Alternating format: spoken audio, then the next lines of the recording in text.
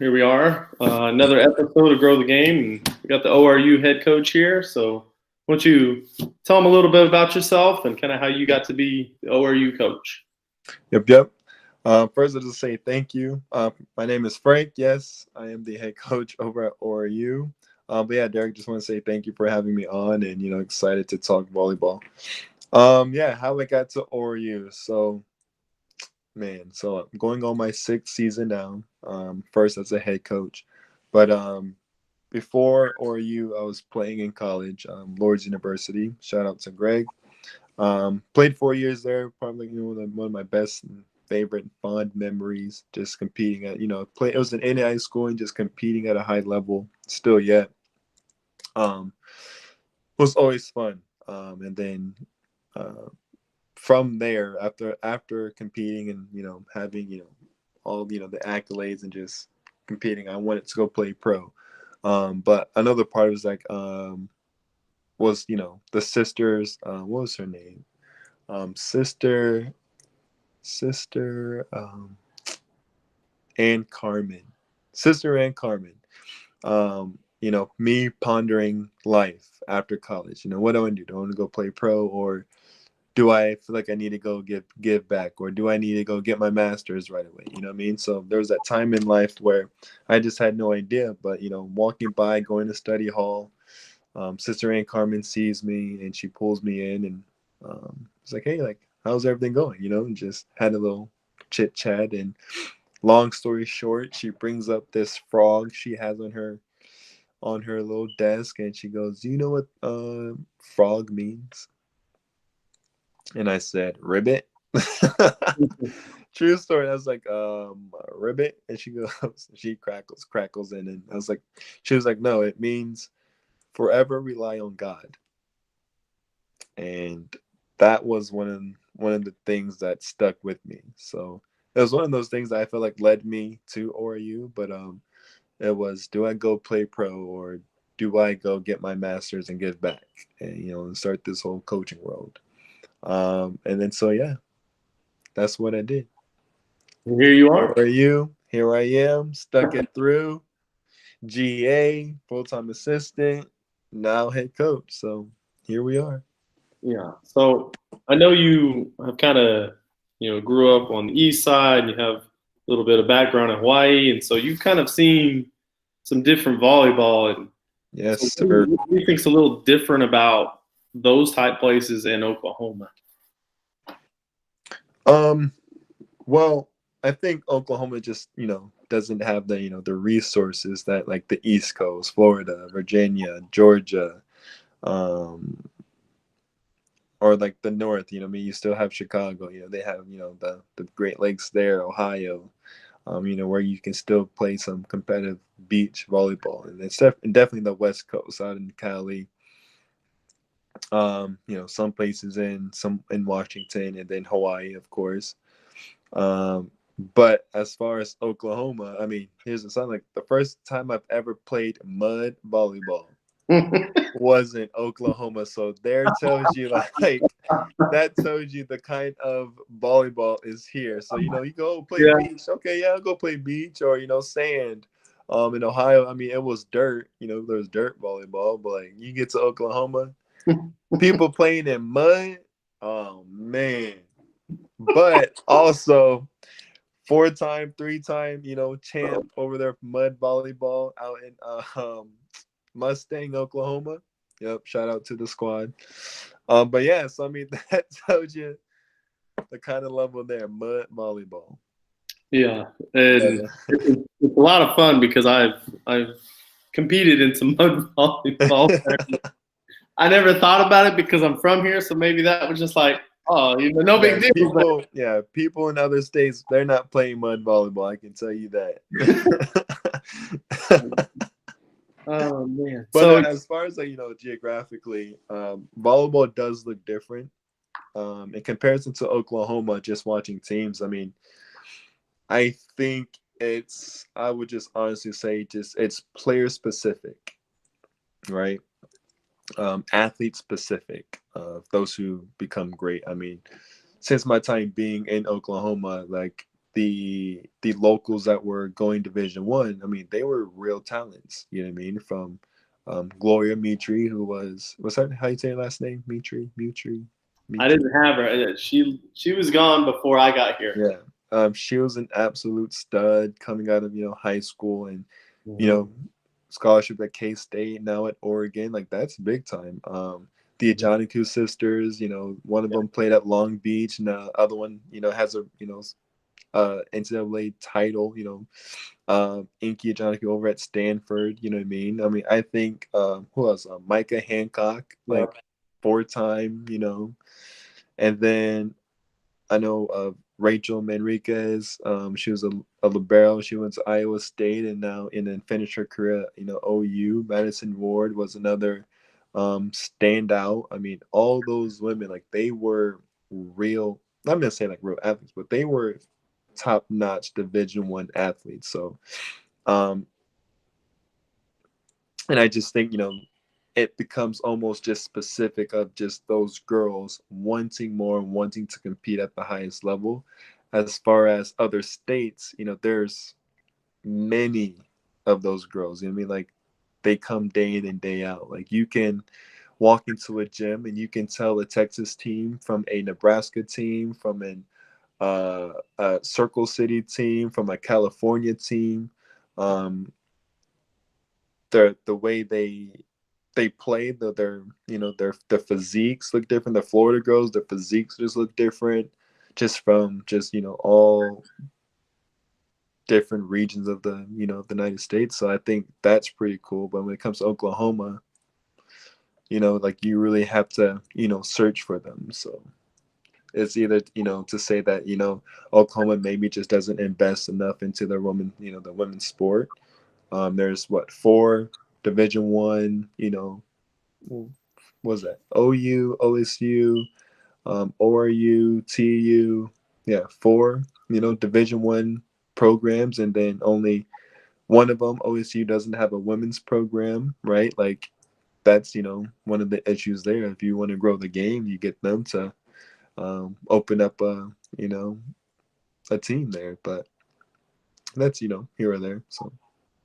So, I mean, you kind of alluded to a handful of things we have talked about on here multiple times. Is where do we look to tackle first? Is it try to build the game of sand because you look at all these coastal areas that really helps, or do you look at, hey, we need to get college volleyball going so that it builds excitement for younger kids? They have something to Mhm. look up to.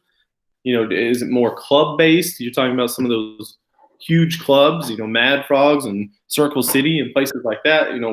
So where do you think we need to, if we had to pick one place to start and go from there? Man, that is tough. That is tough. I mean, so I just on the college side, right? Being at ORU and then seeing how it grows. You want, a kid that grew up knowing ORU. Just like, just grow like, like you, who do you rep? You like OSU or OU, Yeah, I went to OSU. right? But knowing OSU, you grew up knowing OSU. You know what I mean? And that's one dream. Like you want to be some sort of person that either goes to or OSU or competes at OSU. Like you know what I mean?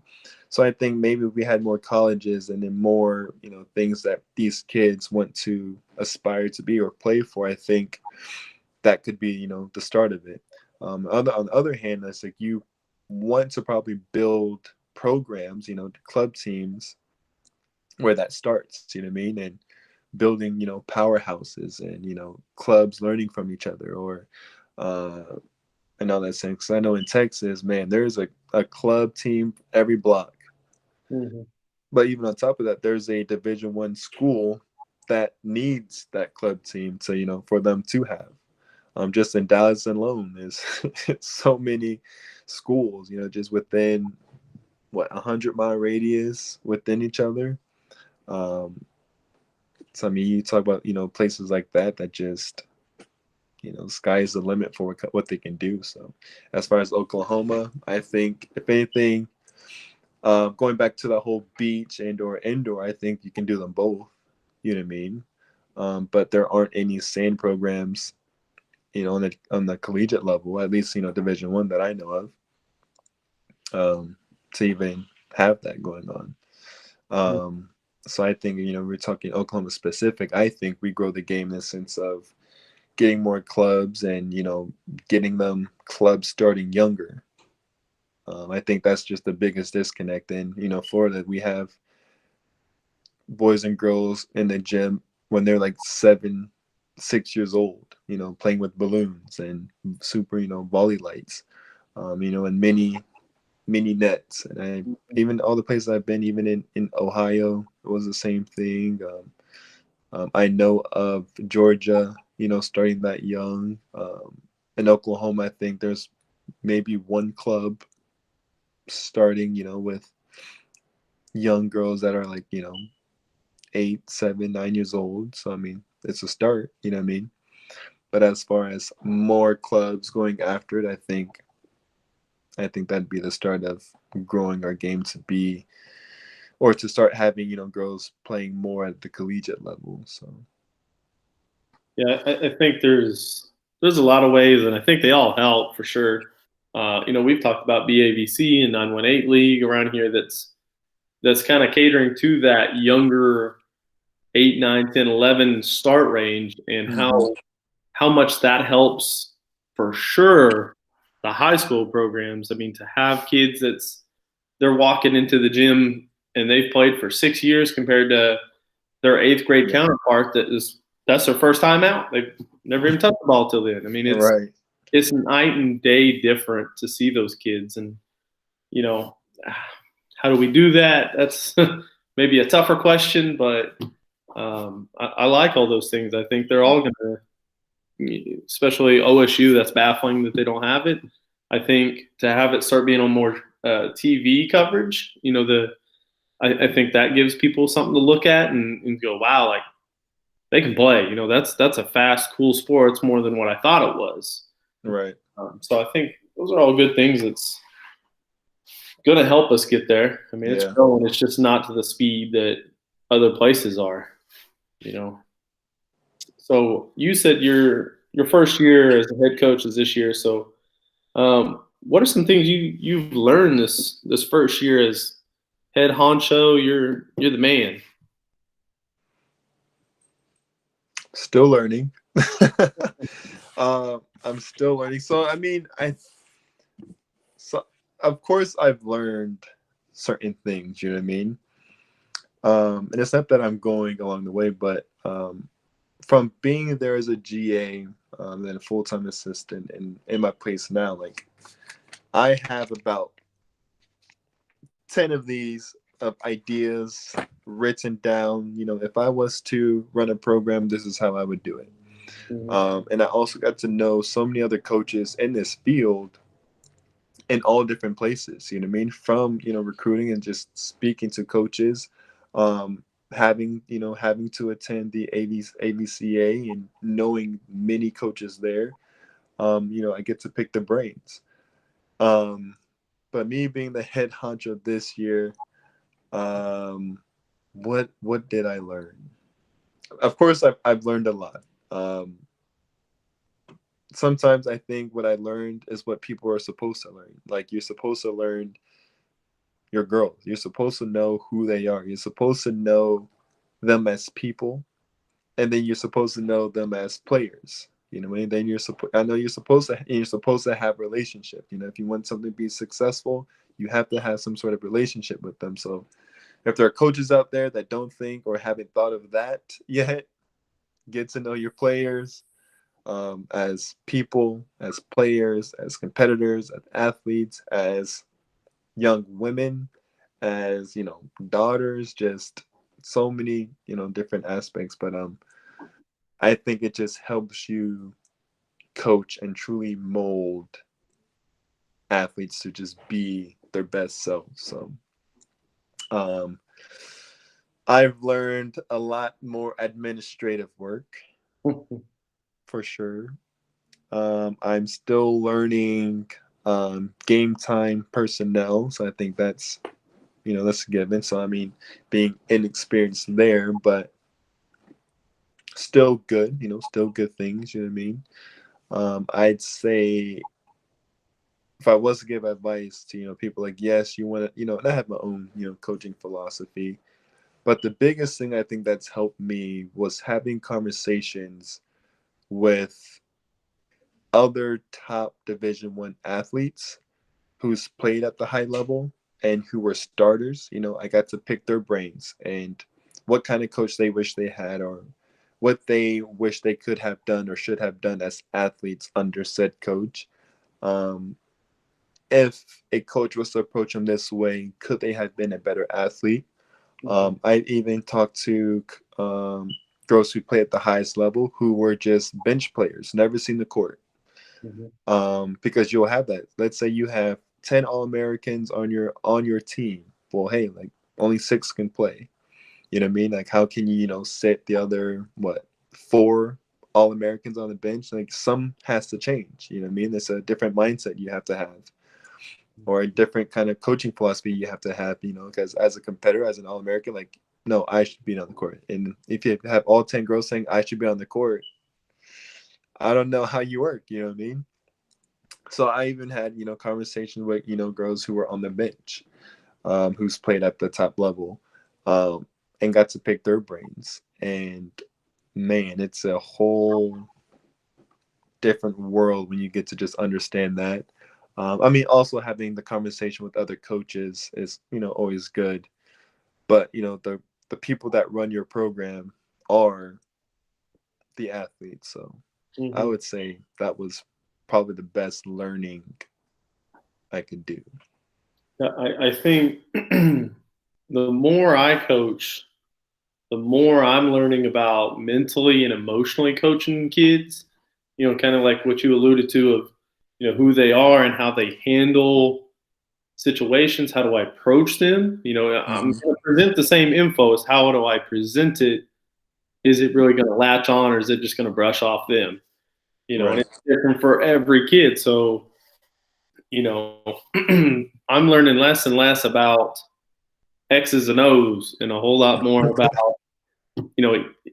mentally and emotionally. How are we preparing these kids? Because, we could sit here and say that it's 80, 90, 95% mental. Well, how are we coaching or dedicating to the mental aspect of it? It's crazy to think that lopsidedness. I would say, so even to add on to that, so I think, this is what I've learned. So like I've learned, right, there has to be a consistency, right? Coaches, you have to enter the gym, you need to be consistent. Like, you're not allowed to have a bad day, but you're allowed to express you had a bad day and we move on. You know what I mean? But I do think having something consistent you do as a team. So like here at ORU, we do board talks, and then we have our team culture, we have intentionals, we have an itinerary of what we're going to do for the whole day. I think that's one way you can get a blanket of, hey, this is who we are, this is what we're going to do. And then in between those things, you can treat, athletes differently, or really cater to how you get to pull the best out of them. So I think, consistency in the sense of building your structure. And I would say what I've learned on the board or whatever you have there, you need an itinerary of what you're going to do in your practice plan. Why? Because the attention span can go fast from if you're a toddler to the collegiate side. I mean, you can see girls just check out and just be thinking about an exam. Like, but if you have that itinerary there of what we're going to be doing every day, they have time to think about it on their way to get some water, but not during the drill because, everything's going to be so fast paced. So structure, consistency, itinerary. I like that. I think if I am talking to new head coaches or even just head coaches that want to get better, those are some of the things right there that I talk about is consistency. I mean, if you're going to tell one kid one thing, you're going to have to tell this another kid. The worst kid and the best kid has got to be the same. How you handle them, structure, going in, knowing what you're going to do, being able to, you start a drill, it's terrible, it's not going good, just move on. That's fine to make mistakes. We look at kids like, oh, get out of the rut. we got to do the same thing. We have to do the same thing because Yeah. we're just like them. We're human. We make mistakes. Got to move on. Right. So what are some things that you tried to implement this first year? Because my philosophy on taking over in your first year is you want to rock the boat, but you don't want to tip it over. Like you want to change some things, but you also don't want to just lay it on so thick that it just messes things up. Right. It's for sure somewhere along the lines of just trusting their process. But so again, I got lucky. I got lucky in a sense. I knew what needed to change. Just being there for the 5 years before, I knew my girls already. Mm-hmm. I knew what they could handle. I know what they can't handle. But yeah, being their first year head coach and legit implementing things that I've learned onto our court, and then to see it come to fruition. So some of the things I tried to implement was truly intentionality, truly being intentional. And that being intentional for me just runs so much deeper. I mean, you can get biblical, you can get all these different places, and just being a good person. Like, I mean, if you're a good person, like, you are intentionally just working on that. You know what I mean? But as far as like not the X's and O's, it's more so just intentions, daily intentionals. You're all gonna get better at volleyball. That's gonna be a given. You Michael Jordan, 1,000 shots up. You're gonna get better. But instead of taking that 1,000 shot, I mean, eventually you're gonna get to your 1,000 shots, right? But now it's being intentional with every rep you get throughout your process, throughout the process. So it's just being intentional about your reps. So you don't over rep the kids, but then you also, pay attention to what you're doing. How do we fix things, and how do we get somewhere better faster? And if we can't get there faster, then let's take our time, be intentional what we're working on, and we'll get there. So I definitely started implementing that. Our board talks, um, the speed of the game. So we're going tempo. So that's been something that's been fairly new, and then fine tuning what that looks like. But yeah, I think for me, just legit implementing, being intentional, using our daily intentionals, and it comes from just today's intention is going to be power poses. One, it teaches if you're presenting in school, having a power pose, people, you're open and receptive to just learning. You are, you're giving some respect, and the same thing vice versa. People are going to respect you if, you stand a little tall, you have your hands down, and versus here, like, you know what I mean? Mm-hmm. So power poses were important for a little bit for us. Talking in third person, right? Having our thoughts out on the court, like you're playing, like, man, Darren, you could have done better there, but that's inside. Well, why not project it out? Like, you say your name, like, Frank, come on, you gotta do better. Or, people, your teammates are hearing like you talking bad to yourself, like, hey, you're part of this team, right? If you can't talk bad about your teammate, you definitely can't talk bad about yourself, you know what I mean? Mm-hmm. So there's a couple of this just things that we've done where we're really getting to that inside ourselves of how we get to be better every single day. We even had intentions where you were the one to talk with somebody else. You know what I mean? Like, just so now, hey, Morgan, if you want to speak, you make sure someone else knows what you want to say. You know what I mean? Other than that, you can't speak for yourself, right? So I mean, there's just different little things like, and it's been fun. Like, well, Sarah thinks that we shouldn't be running this drill. Well, you can tell Sarah she needs to run the drill, you know what I mean? But they're standing right there, but just getting different perspectives of, whoa, like, I would never thought you thought of me that way. Or wait, you actually think these things, you know what I mean? It's just so getting intentional, just getting, closer to your teammates helps you just play a little better next to them. So yeah. You came into quite the odd year to be first year head coach. So, elephant in Yes. the room, what are some things that maybe you guys did during this whole COVID thing that kind of helped make the best of the situation? So I think it was a blessing for sure. Mhm. the offense, that I was implementing with them. Um, and then just getting to know the freshmen, right? Because the freshmen, like they were a big part of this team, so them getting the chance to learn our offense and defensive schemes during COVID, during that fall, was huge. Mhm. It gave them, they didn't get the freshman jitters, and they got to, play through the whole tough side of it. So that was good. So we spent a lot of time getting to know our teammates. That was one. And then having inter squad scrimmages, treating it like game day. When you get the jerseys, you got the national anthem, you got the PA system, you got your official warm up. Like we did it all. Every Friday was scrimmage day. Every Wednesday was competition day. So it kept the girls fighting for the next week versus like when you're in a real fall season, like by the time you get to October, your girls are burned out. They're like, oh, we still got a whole month and a half to go. But this time around, even though it was longer, the girls never felt burnt out. They were looking forward to practice. They were looking forward to compete. So, yeah. I agree. In a lot of ways, it has been quite the blessing.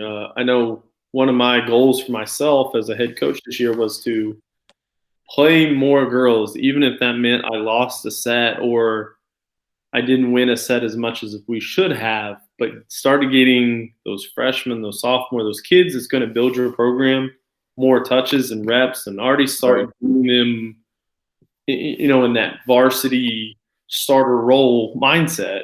Right. And COVID made me. I mean, there was kids out left and right, and now you're in if you like it or not. So Yeah. in a way, with having, at least for me, I had a ton of freshmen and sophomores.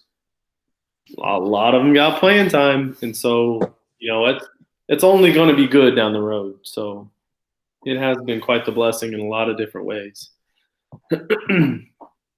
uh, so you had talked about kind of gold medal squared there a little bit, and that's probably where you got the whole whiteboard uh, deal. And then I've been to Gold Medal Square, and I like a lot of their stuff. And we did a segment over solid coaching clinics, and AVCA is one of them. And happened to see a familiar face this last time. What was that like for you getting to present at such a prestigious kind of situation? So it's always been my goal. I remember so 2017, it was a diversity award that I won. And man, I can't remember who I was talking to. Might have been my best friend. But I was like, one day I'm gonna be on that stage. Granted, this was on COVID. I'm gonna be on that stage talking about my program and how I built it from the ground up. But so no, like I mean, it was somewhat intimidating. But man, like or when you look at it, it's like man, that's intimidating. Like, how can they do that? When you know your craft and when you know the work you've done and you've put into it, man, it flows by so easy. Like it was fun, you know what I mean? It's just so like, man, like I want to share this information because it's it's useful to anyone and everyone, you know what I mean? So I mean, just having that opportunity was fun. I was just happy to just do it and be a part of it. I mean, I wish. I mean, I'm gonna be up there one day, even talking about more and the successes and how I did it, and and sharing my practice plans and how I did things and how I got to come up, to this thought about volleyball and like something so crazy. Like, why would you ever do that? It's like, well, this was why, and this was the thought process behind it. Mhm. Um, so yeah, like that's just what it was. That's awesome. I think if I had to pick one, I would love to present sometime with at AOC with Terry Liskevich and Mark Bernard.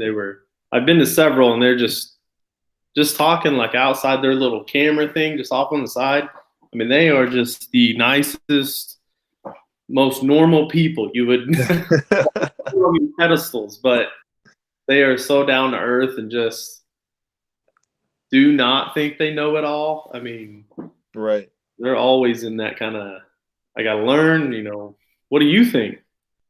Oh, you've only been coaching 2 years? Okay, give me what you got. And Yeah, and that's that's the beauty of it. Like it's truly just sharing knowledge, and it's never a set way. Like there's no script on how to coach a volleyball team, or to how you get to go about coaching your team. I mean, there's structure. There's the bones. I mean, there's the bones of how to run a program, and then you get to add the meats to it. You put the meat on, clothing, and however you want to dress it up. You just make sure it's successful. But like, man, that's the beauty of coaching volleyball. I think it's one, everyone just so willing to just talk volleyball and share it. You know what I mean? And then two, like just being in it, it's like, wow, like there are just so many different things, exciting things you can just do with volleyball in general. Mhm. And then to put that on, onto court, and then see the girls make things come to fruition, and or and the guys come to fruition. So I mean, even I coached the boys, the club team over in Kaizen, and uh, it was the same thing. Like what I've learned on the women's side, I implemented on the men's side. You know what I mean? It's like, oh, what do you like better, coaching the guys or the girls? I mean, it's still the girls, because the guys do everything like the girls do times 10. You know what I mean? So if a girls has an attitude, a guy's attitude Mhm. times 10. You know what I mean? So I think it's whatever, but I mean it's everything. It's all enjoyable. But like even then, like you still got to be the same. You know what I mean? And you for me, I put more pressure on the guys, I would say. Not that they can handle it, but they physically can just do certain things, right? So if you physically can just do things, like, yeah, there's gonna be more pressure for you to perform. You know what I mean? So yeah. So, you talk about coaching, and we've talked about coaching clinics a little bit. Hmm. What do you think is more important for maybe us high school volleyball coaches here in Oklahoma? Should we really be focusing on coaching our players in club and school, or really trying to coach coaches, as in our middle school and our ninth grade and our twos teams coaches in club? Like what's more important, coaching coaches or coaching players for us? And what aspect again? So if we're talking us high school volleyball coaches, Uh-huh. should we really focus on all of our players and club aspect, or should we try to coach coaches more and really think about, hey, let me build up my Yeah. seventh and eighth grade coach so that I Okay. get more players? So, good question. So I think it is always coaching coaches, right? So if you're head honcho and you're, high school, and you're, the boss of everyone, I think you for sure have to coach coaches, right? But I mean, you also have to have a philosophy of what you want. But even then, like, so let's say you start now like an elementary program, and it's how old are you in fifth grade? What, 10, 9 or 10? Is Mhm. that the age? Man, it's so long. You know what I mean? Like you just have something specific. Like, hey, I just want, my elementary kids to just understand bump, set, spike. And then I want them to all be passing a certain way with their platform. You know what I mean? Like if you can coach that, keep them enthused, you know, good. So then they move into your middle school program. Like, hey, like I want these kids to learn X, Y, and Z. By the time you get to your high school program, everyone should have known what it is. So I think you coach your coaches accordingly.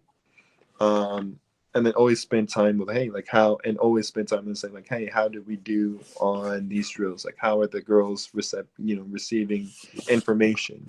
Um, I think it's coaches knowing what's going into the players for sure. I think it's again coaches coaching those coaches to just truly build your program, so that by the time you get to your high school kids, they should learn bumps at spike. They should have learned slides. They should already have learned 5-1, 6-2, 4-2s. Like, I think they should have already have some sort of knowledge. I remember when we were running camps, and I was always in charge of our JV teams, or the JV side of it. And there's a segment where you teach slides, and then we'll teach like, or combinations, right? And some were like, well, we will never run this in a real game, so can we just learn, things that we'll work on in practice? I was like, well, here you are. You're at a Division 1 school. If you get to try this and be successful at this just twice, the sheer love your girls are gonna have because they can do that at a JV level. When you get to be high schoolers, they're gonna know that, times 10. Like they're gonna do that 20 times, versus just the 5 times they were successful at a JV, team camp. So if you can just be open and just learn in team camp, like, man, like just that one little time they got the freedom to do it, that's just going to spark their interest. If they don't know what's out there, then how do they expect to get better? Like all they know is bump set spikes. That it? You know what I mean? Is that all you're going to learn in middle school? Is that all you're going to learn when you get to the high school level? So I think once you start throwing little incentives of just, now you get into your JVs, like, or like your elementary kids, like, wait, I can't wait till I learn how to do a slide. You know what I mean? Like, yeah, Mhm. when you get to that level, that's what you'll be able to do. And then when you get to high school, you'll be able to, settle dumbs and then back row tags and then jump serving. You know what I mean? Just building that excitement for like, man, I can't wait to do that. And then hopefully inspires your elementary kids to just start tossing the ball up. Like, yeah, I want to be like number 9 on, Sand Springs High School team. So I think even then you get to build your excitement all the way up. So I would say coaches and coaches to players, but head coach knowing what's going into your programs and building it that way. So I like that you said, we should be focusing coaches. Why don't you think we have more local coaching clinics so that we can build these coaches up? And you alluded to at the start that we just don't have the resources, and we need to build up just coaches in general around here. So what in the world are we doing? And that is true. I mean, I was saying just last year was probably one of the first times, and Brian Magmatain at the time, it was one of the first coaches clinics we ever, started and implemented. But no, like that's one of the next things I would plan on doing is for sure.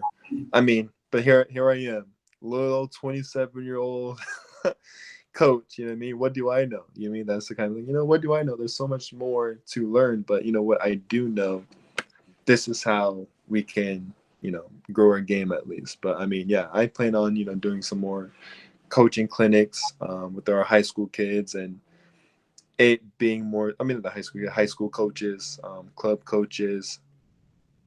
But then again, on the other side of that, volleyball, I mean, and it's probably in football too, but volleyball, once they feel like they've known it all, that's all it is. And you'll get those coaches who are only going to teach certain ways.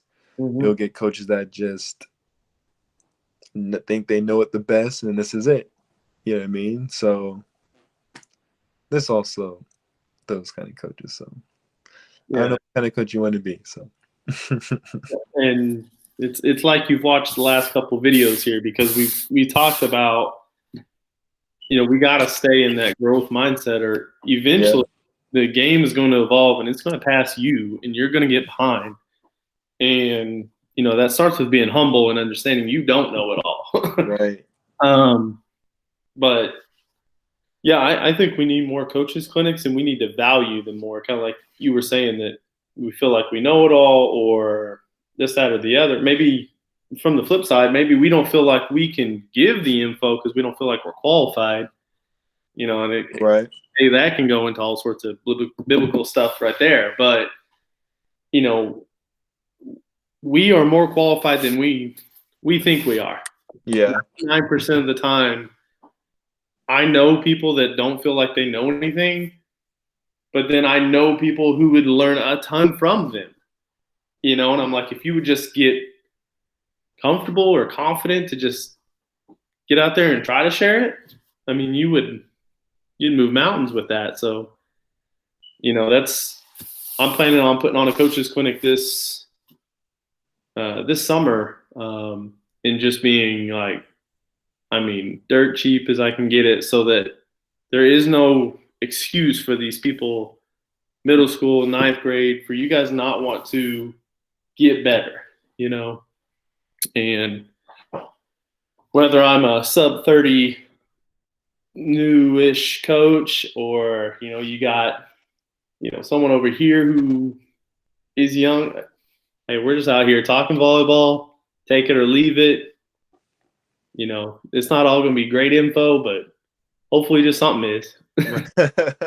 Right.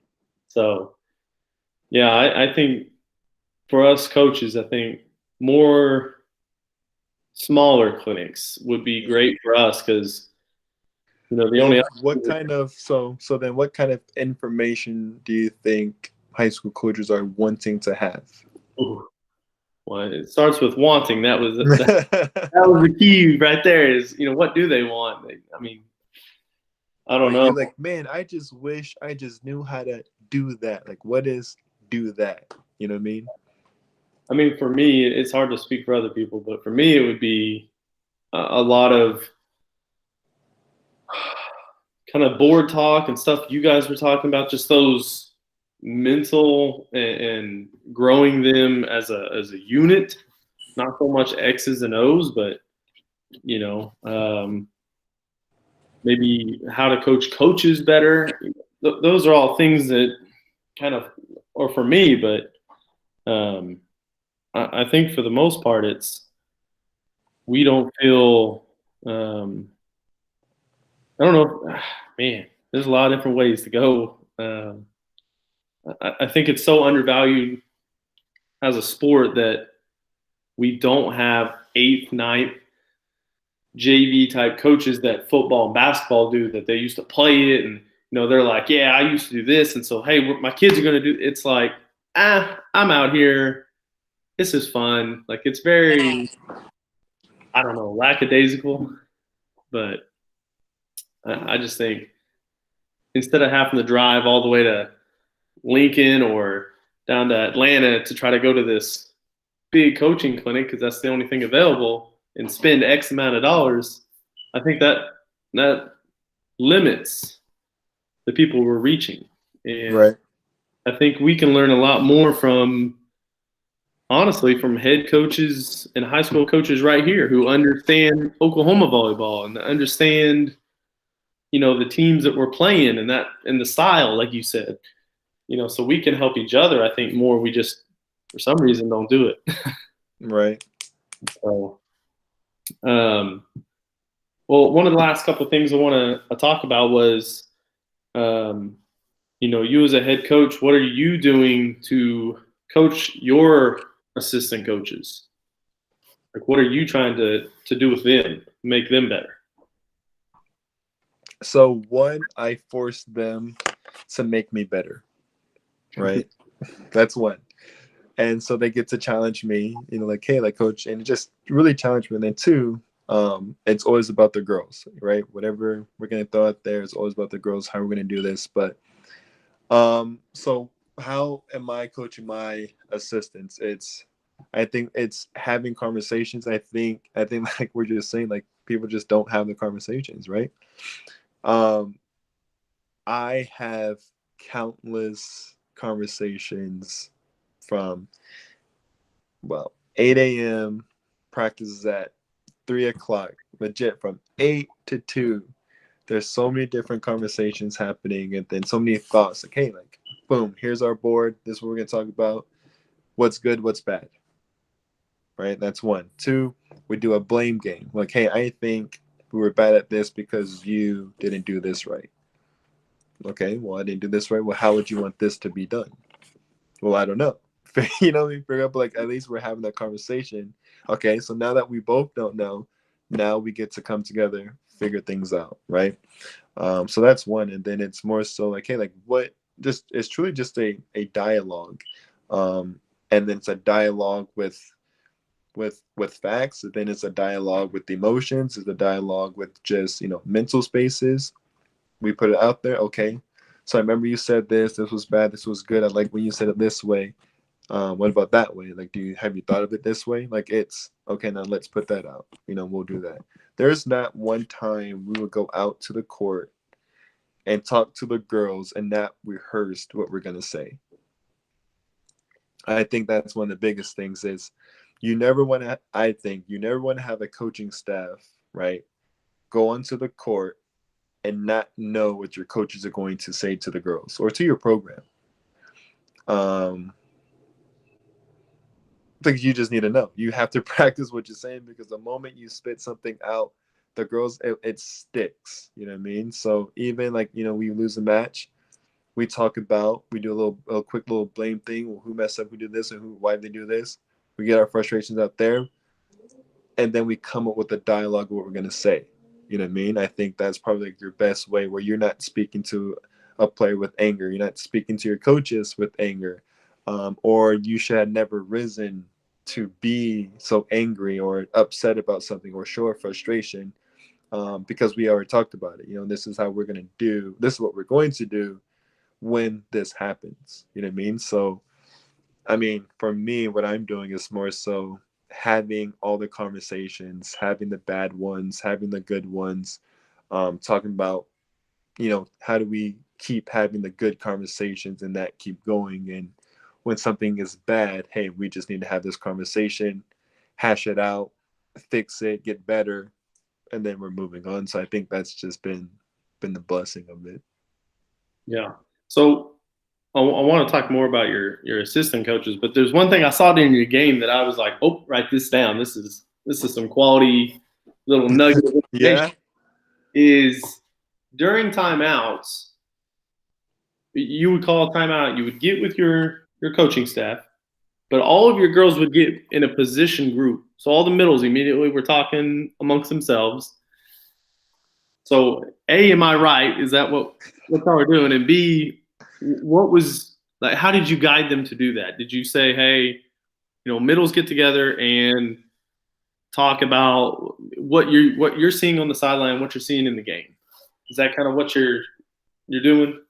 Yes, sir. That's what we're doing. So our whole purpose of what we're doing is unity, right? So every day in practice, we say, I'll talk, and me, like, I'm goofy or whatever. It's like, all right, and it's the same thing we do every day. I say it differently every single day, because we do it every day. You don't want to be stuck and consistent. Well, this is what we do every day. I'll say it differently. It's like, all right, today, team culture. What is it? Unity. What is unity? And each of the girls, one of them will say, leading with love, Christ-like, resilience, together, family, loyalty, tenacity, um, all these different words of why we are unified. And then I'll ask the same question, but I'll ask it backwards, and they'll redo the same thing. But we got to that point because in practice, we would, do our scrimmaging. I think so like me playing a sport, we never really listen to your coach. I mean, players really don't listen to your coach. And that's just a fact. Like, until mean, like, I just think players just think the coach is just out to get them, and I don't know why that is. Like, you don't know what to do. I'm the one playing the game. I know what's best, right? Mm-hmm. I also learned that information sticks more when you hear it from a teammate. Like, you mean, so I think so that was the stem of it, and that's okay. So, like, in practice, like, hey, during timeouts, middles get together and we'll actually play. So we scrimmaged in practice, like, all right, so we took our timeout. How do you guys win? Or, and I had them on each side point out, why did you beat them? And it's like, well, I beat them because she doesn't like to pick up tips, so I tip and roll to her. Hey, I beat them because, well, she's a shorter setter, so why not, try to bang every single ball, at her? Or, well, I had my setter shorter setter, so I knew that I had to change my passing. They knew how to beat each other, right? So, and it's the same concept. Outside looking in, hey, okay, like, you can beat that girl on the other side. So I just thought it was one of those things, like, if coaches are getting together, positions need to get together, find the little nuggets that's going to make you a better player. And also it just had some accountability, right? Because if I'm on the bench, I can either be upset about it, or coach calls my name and I go in. Now I have no idea what's happening. So we had, games where girls just weren't paying attention to the match. You know what I mean? They go in and they had no idea what's happening. But now as a bench player, like you are still engaged, you're watching, you are looking out for your teammates back, and like, okay, when I get in a game, I know this is what I'm going to do. You know what I mean? So it's always constant feedback. It's them like, hey, like your dump is super wide open, high corner, she's not doing anything. And just having different set of eyes helps. So that's Yeah. how all of that came about. And yeah, you're right. That's exactly what we were doing. Yep. I saw that and I was like, I like it. I'm putting that in. It's going to give them, kind of like you said, a different set of eyes. It comes from someone that's on the same level of what do I got to gain from, telling them this, that, or the other. And um, it gets them in kind of like that, like you said, that unified, you could say pins all to get together. And, they're talking about what they can do and what they're seeing. Maybe they feel like the line isn't open, but from the bench, they're like, no, really, like Yeah. in this rotation you're hitting against, you know, this girl's way, way up on the line. Like, take it easy. Yeah. That's And all I the like. more, yeah, and the more you can keep them talking volleyball, just the more engaged. And then I truly think it's just gonna help them on the backside of season. You know what I mean? Like let's say, we do go own whatever. In that back half of the season, we have to win out. I think with that constant communication, like, okay, we've been here, many times before. So now let's make those changes. Or like, hey, okay, I got you. Or like me being comfortable with just, all right, well, she knows everything. Like, this, one who's been, didn't start. Hey, you're going in. You can do everything like she can do. They haven't scouted you. Let's go. You're on. So yeah, keeps everyone involved. You know what I mean? Yeah, I trust. I like it. Like I said, I immediately typing that little nugget down and look to implement that. Um, the other thing I want, like I said, about the assistants is what specifically do you have them do um, more of game day? Do you have during the match someone statting a certain thing, or I know one of them is calling serves. So what is some, I guess, uses that you're using them for? So a couple of them. So one runs offense, one runs defense, one is tracking serve location. I'll track in game of their defense. With the other team's defense is running on said pass or said serve, and then just from the stats. But yeah, I mean that's how it's kind of been organized. One's focusing on defense, right? Because we call it serve and defend, right? So Coach Mo, she's all in defense. And the first ball, first contact is your serve. After that, you have to defend. So we know that if we're serving to this area, we know what's likely to happen. The moment's a perfect pass. We know from their angles what all three options look like. You know what I mean? Mm-hmm. And then once it goes in that 3-4 zone, if we know it's going to be there and we know it's a bad pass, we can set up our defense earlier before they even set the ball. You know what I mean? So it's just a couple of those little nuggets there, and then Lutzo, she helps me with offense in the sense of who. I mean, it's no brainer of which server is going to be serving a set of patterns of my passers. You know what I mean? But it's more so getting the stats before. It's like, all right, hey, number 6 is on. She's a tough server. Okay, like, all right, ladies, we're not fighting for a perfect pass. We're just fighting for a medium pass, a 2. Fight for a 2 or 1.5, 2 here. And let's get this ball mid-court so we can run a certain offense from there. But other than that, like, that's how we get to just recognize certain servers, if they're really tough, if there's going to be a jump serve. We always just know. And then I'll call out our passes and so we call that our routes, rotation, or reception and routes, something like football. The girls came in one day, like they wanted to run some routes in football. It's like, all right, here we go, reception and routes. This is what we're going to call it. You know what I mean? Once we receive the ball, we have to know what kind of routes we can run from said position passing the ball. From there, we run certain things. We run certain things where the ball is passed from. We all just know our routes. Setter, yeah, she'll call some plays, but depending on where the ball is, this is what we run. So then you get to throw out combos, and then it gets more complicated. And then you want to pass a certain place, things get more complicated. But we know how to do those things, so yeah. So when you said they're statting, are you statting more for in game, as in you plan to use those stats in the middle of a game, looking at it and go, okay, passing this, or is there? So statting, and more so statting before game, right? In game statting is more so if they've made adjustments, right? If the other team's made adjustments, that's the kind of battle you want to fight, right? Because they're the team's making an adjustment means you're doing something right, right? Then we have to like change something else. But it's just one of those things. If they've made adjustment, are they trying to? It's really just us trying to figure out what they're trying to do, like keeping true to us playing our game. But as far as Lutzo tracking their other teams serving, are they changing up who to serve? Did they find someone who really is passing bad? Do we pull her back? Do we pull her up?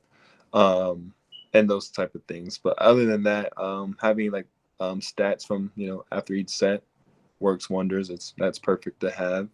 But other than that, Coach Mel would have her stats in a sense of the routes the other teams have run during that game. So hey, this has been successful for them, and then we'll make that adjustment accordingly. So Yeah, I think college level, I think it's actually easier because you can watch the film and literally sit down and break it down. yeah, In rotation one, this middle always runs the slide. Oh, because I saw you guys really keying on North Dakota's number two, one of the middles, but it was certain situations you guys were calling her out because you already knew this is what they right. do rotation. So I was just curious if you guys use those stats like after set one, or is it more of stat to look at the end of the game and say, okay, well,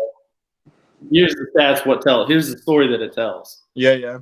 So like when it comes to the passing side, that's what we use it for. Like right after that set is done, like hey, they're targeting you, and this is what we're gonna do.